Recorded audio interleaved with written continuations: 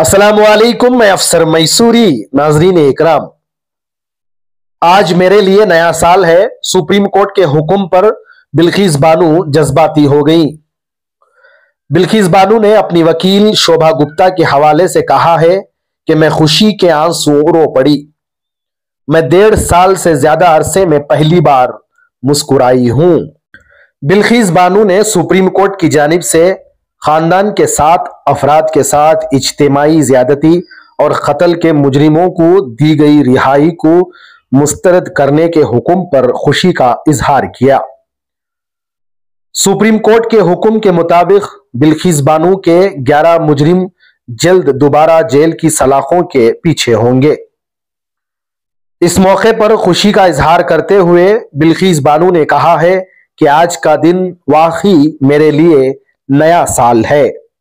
बिल्किस बानो ने अपनी वकील शोभा गुप्ता के हवाले से कहा है कि मैं खुशी के आंसू रो पड़ी।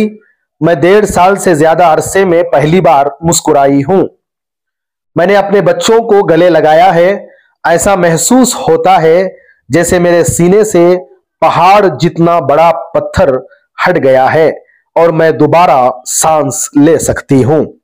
बिल्किस बानो ने कहा है कि इंसाफ ऐसा ही होता है। मैं इज्जत माब सुप्रीम कोर्ट ऑफ इंडिया का शुक्रिया अदा करती हूं कि उन्होंने मुझे, मेरे बच्चों और खवातीन को हर जगह ये ताउन दिया और इंसाफ मिला।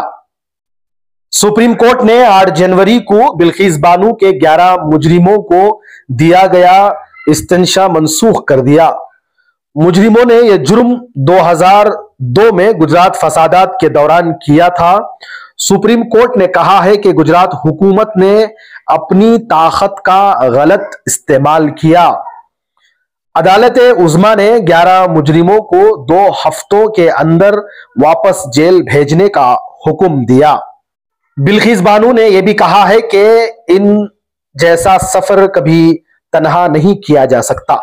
उन्होंने कहा, मेरे शोहर और मेरे बच्चे मेरे साथ हैं।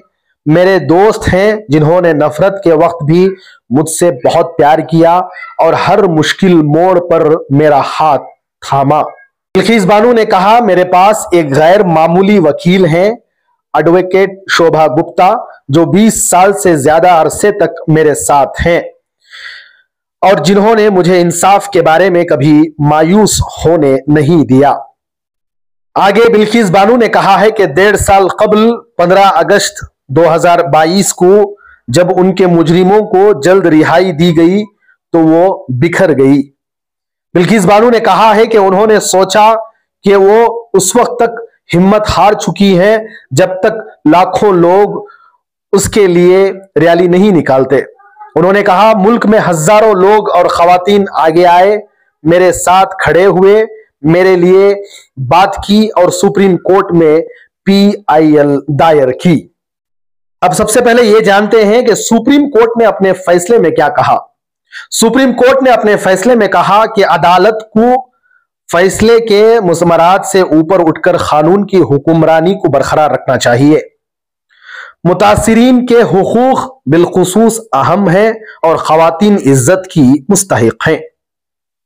सुप्रीम कोर्ट ने कहा है कि मुजरिमीन ने असल हकाइक को छुपाकर और गुमराह कुन हकाइक को पेश करके रियासत गुजरात से कहा था कि सुप्रीम कोर्ट ने उनकी मुआफी पर गौर करने के लिए कहा है, जबकि उस अदालत ने गुजरात हुकूमत को मुआफी पर गौर करने की कोई हिदायत नहीं दी थी। ये एक फ्रॉड हरकत थी। अदालत ने गुजरात हुकूमत की सरजनिश करते हुए उससे सख्त सवालात किए।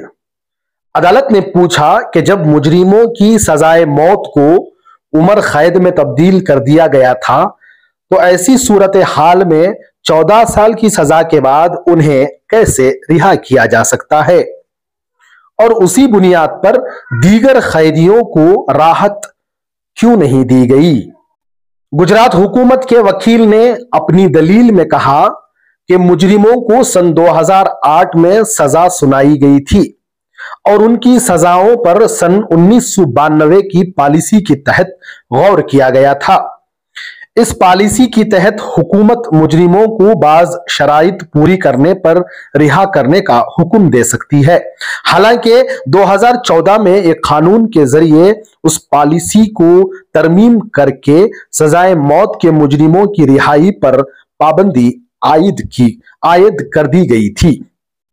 अब ये जानते हैं कि यह सारा मामला क्या था।